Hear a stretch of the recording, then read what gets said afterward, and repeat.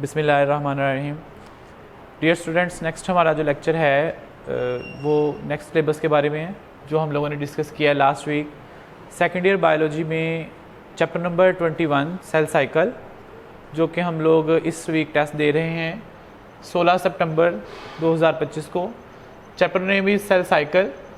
Group A के students जो हैं वो अपना सिलेबस जो है वो सुन लें। आपका सिलेबस जहाँ पे लास्ट किया था हम लोगों ने लास्ट टाइम, कैंसर से स्टार्ट करेंगे, इम्पोर्टेंस ऑफ माइटोसिस के बाद कैंसर से स्टार्ट करके टिल लास्ट आपका लेक्चर जो है वो आपका टेस्ट होगा।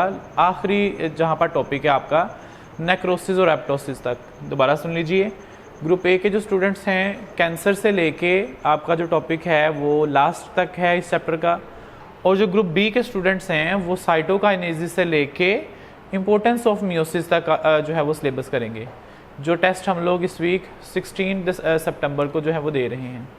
चलें जी, हम लोग जो है वो अपने टॉपिक की तरफ चलते हैं कि हमने इस वीक के अंदर क्या पढ़ा, उसका ओवरव्यू करेंगे। टॉपिक था हमारे पास कैंसर। कैंसर एक डिटेल टॉपिक है जो इम्पोर्टेंस ऑफ माइटोसिस के बाद स्टार्ट हो रहा है। ये ए और बी ग्रुप दोनों के लिए है। यहाँ पे कैंसर का टॉपिक जो है ये एज अ लॉन्ग क्वेश्चन भी करना है, इसमें शॉर्ट और एमसीक्यूज भी हैं। कैंसर के टॉपिक के अंदर कौन से ऐसे पॉइंट्स हैं जो हम लोगों ने करने हैं और कौन से ऐसे शॉर्ट हैं जो पेपर में आ सकते हैं। तो जो कैंसर का टॉपिक है उसमें सबसे पहले उसका डिफाइन करेंगे कि कैंसर किसे कहते हैं। कैंसर की डिफाइन करने के बाद हम लोग उसकी टाइप्स को एक्सप्लेन करेंगे। मैलिग्नेंट ट्यूमर और बिनाइन ट्यूमर का, ये मैलिग्नेंट और बिनाइन ट्यूमर का कंपैरिजन हमें एज अ शॉर्ट क्वेश्चन में डिफरेंस के तौर पर भी पूछा जा सकता है बोर्ड में। तो ये आपने इसका कंपैरिजन दोनों का देखना है अच्छे तरीके से। फिर कंपैरिजन आ जाता है हमारे पास इसी तरीके से नॉर्मल सेल और कैंसर सेल के दरमियान में। यही भी इसी टॉपिक के अंदर शॉर्ट है, बहुत इंपॉर्टेंट शॉर्ट है कि नॉर्मल सेल किस तरीके से बिहेव करता है और कैंसरस सेल हमारी बॉडी के अंदर किस तरीके से बिहेव करेगा। फिर हमारे पास टॉपिक है काजेज ऑफ कैंसर, ये हेडिंग ऐड करेंगे। हमारे पास काजेज ऑफ कैंसर जो है ये भी लॉन्ग क्वेश्चन की लास्ट वाली हेडिंग हम लोग ऐड करेंगे और ये शॉर्ट क्वेश्चन के तौर पर भी पूछा जा सकता है।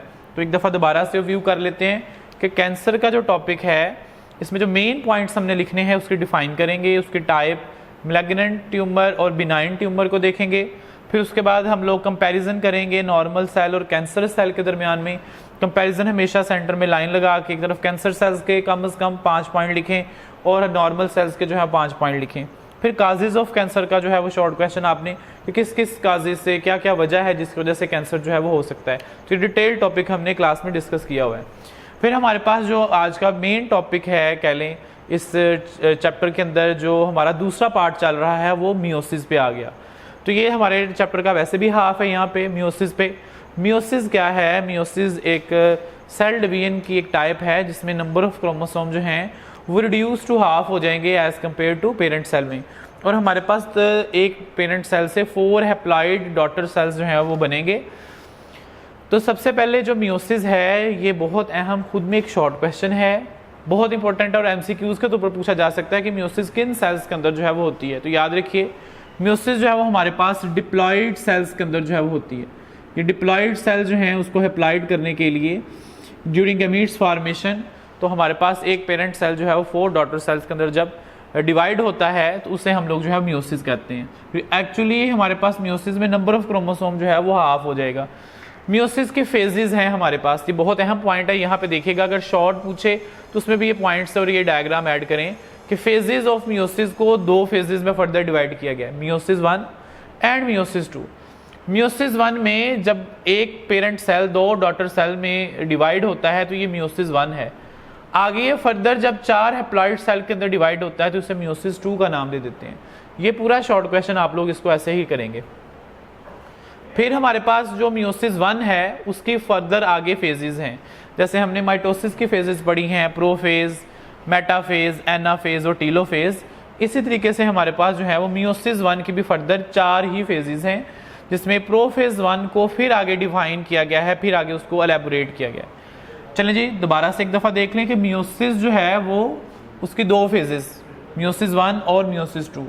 इस मियोसिस 1 और मियोसिस 2 की फर्दर आगे फेजेस हैं, जैसे मियोसिस 1 में प्रोफेज 1 है। प्रोफेज 1 की फर्दर जो है वो हमारे पास 5 फेजेस के अंदर ये कंप्लीट होता है प्रोफेज 1, जिसमें लेप्टोटीन है, जाइगोटीन है, पैचिटीन है, डिप्लोटीन और डायाकाइनेसिस।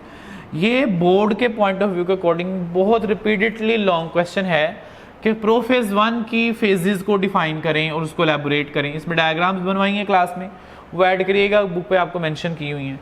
तो ये बहुत अहम, लॉन्ग भी है, शॉर्ट भी, एमसीक्यूज भी है। जैसे हमारे पास यहाँ पे शॉर्ट क्वेश्चन निकल सकता है, जैसे पैचेटीन के अंदर हमें क्रॉसिंग ओवर का शॉर्ट क्वेश्चन वो दे सकता है, आपको साइनेप्सिस का क्वेश्चन दे सकता है, इसी तरीके से क्याज़मेटा फॉर्मेशन इसी पॉइंट के अंदर हमें मिलता है। तो पैचेटीन बहुत इंपॉर्टेंट पॉइंट है शॉर्ट के अकॉर्डिंग भी, क्रॉसिंग ओवर इसमें पूछेगा और साइनेप्स का शॉर्ट क्वेश्चन आ सकता है, और इसके अलावा हमें यहाँ पे क्याज़मेटा फॉर्मेशन का पूछ सकता है। अगर वो कंपैरिजन शॉर्ट में पूछ रहा है तो लाइक वो हमारे पास डिप्लोटीन और जाइगोटीन, और डायकाइनेसिस का भी शॉर्ट क्वेश्चन कंपैरिजन में पूछ सकता है कि प्रोफेज 1 में डिप्लो और डायकाइनेसिस के अंदर क्या डिफर आता है। तो ये आप लोगों ने एज अ लॉन्ग के तौर पर भी इसको अच्छे से तरीके से तैयार करना और शॉर्ट के तौर पर भी, और एमसीक्यूज भी निकलेगा इसमें से। आगे मेटाफेज, एनाफेज और टीलोफेज 1, मियोसिस 1 की फर्दर 3 फेजेस जो रह गई थी, जैसे प्रोफेज 1 की 5 फेजेस हैं, मेटाफेज, एनाफेज और टीलोफेज। जैसे माइटोसिस की हमारे पास जो है वो मेटाफेज के अंदर सारे क्रोमोसोम अलाइन हो चुके होते हैं मेटाफेज प्लेट पे। सेम मेटाफेज 1 के अंदर भी होमोलोगस क्रोमोसोम जो होते हैं वो मेटाफेज प्लेट पे, इक्वेटर प्लेट पर अरेंज हो जाते हैं। एनाफेज के अंदर सेग्रीगेशन स्टार्ट होती है, और टीलोफेज में जो है वो एक ही सेल के अंदर 2 न्यूक्लियस हमें नजर आ रहे होते हैं। मियोसिस 2 जो है हमारे पास, मियोसिस की 2 फेजेस में से मियोसिस 1 कंप्लीट हो चुका है। मियोसिस 2 जो है वो आप लोगों के पास शॉर्ट और एमसीक्यूज के लिए एक पैराग्राफ की शक्ल में बुक में दिया गया है।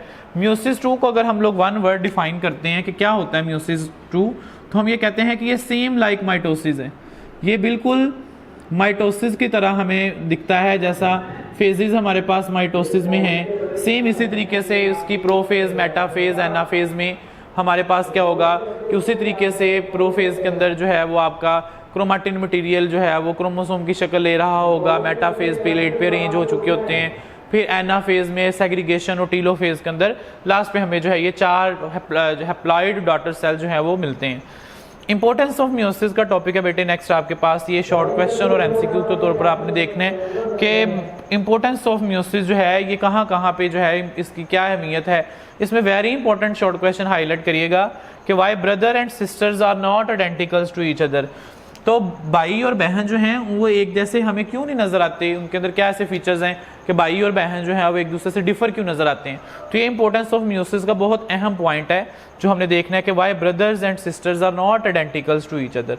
तो ये आपने इंपॉर्टेंस ऑफ मियोसिस में अगर वैसे क्वेश्चन बना के पूछें आपने तब भी ऐड करना है, अदरवाइज वैसे भी आप लोग जो है वो इसको ऐड कर सकते हैं कि ब्रदर और सिस्टर क्यों एक जैसे नहीं हो सकते।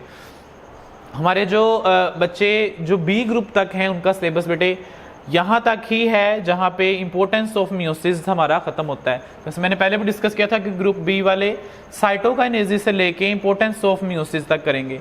तो ग्रुप बी के बच्चों को कैंसर, मियोसिस, आगे प्रोफेज 1 की फेजेस और उसके बाद मियोसिस 2 और इंपॉर्टेंस ऑफ मियोसिस, ये आप लोग यहाँ तक अपना करेंगे। ग्रुप ए के जो बच्चे हैं वो चैप्टर को लास्ट तक देखेंगे, और चैप्टर के लास्ट तक हमारे पास और कौन से क्वेश्चंस हैं यहाँ पे मैंने लिखा हुआ है कि only for group A students. आपके पास नेक्स्ट टॉपिक है मियोटिक एरर्स। मियोटिक एरर्स क्या हैं, हमें इसे नॉन डिसजंक्शन भी कहते हैं। मियोटिक एरर्स एक लॉन्ग क्वेश्चन, शॉर्ट भी है, बहुत इंपॉर्टेंट टॉपिक है, ये पूरे चैप्टर का सबसे मेन आर्टिकल्स में से ये एक है और ये एमसीक्यूज के तौर पर भी है।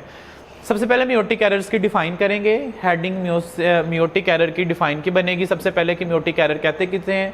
During anaphase and telophase of meiosis chromosome जो हैं वो सही तरीके से सेग्रीगेट नहीं करते, जिसकी वजह से सम टाइम क्रोमोसोम का नंबर इंक्रीज भी हो सकता है, डिक्रीज भी हो सकता है, ये डिस्कस हुआ है क्लास में, जिसकी वजह से सम टाइम हमें एरर्स नजर आते हैं, जैसे कि डाउन सिंड्रोम है, क्लाइनफेल्टर सिंड्रोम है और टर्नर सिंड्रोम है। ये तीनों ही एज अ वेरी इंपॉर्टेंट ये शॉर्ट क्वेश्चंस भी हैं, और अगर पेपर में ये पूछा जाएगा तो ये ऐसा भी पूछ सकता है कि वो कोई से 2 आप मियोटिक एरर्स बताएंगे, कोई से सारे भी पूछ सकता है। तो आपने डाउन सिंड्रोम, क्लाइनफिल्टर और टर्नर सिंड्रोम, इसके बाद एक टेबल बना होगा, उसको लाजमी एमसीक्यूज के तौर पर देखना है।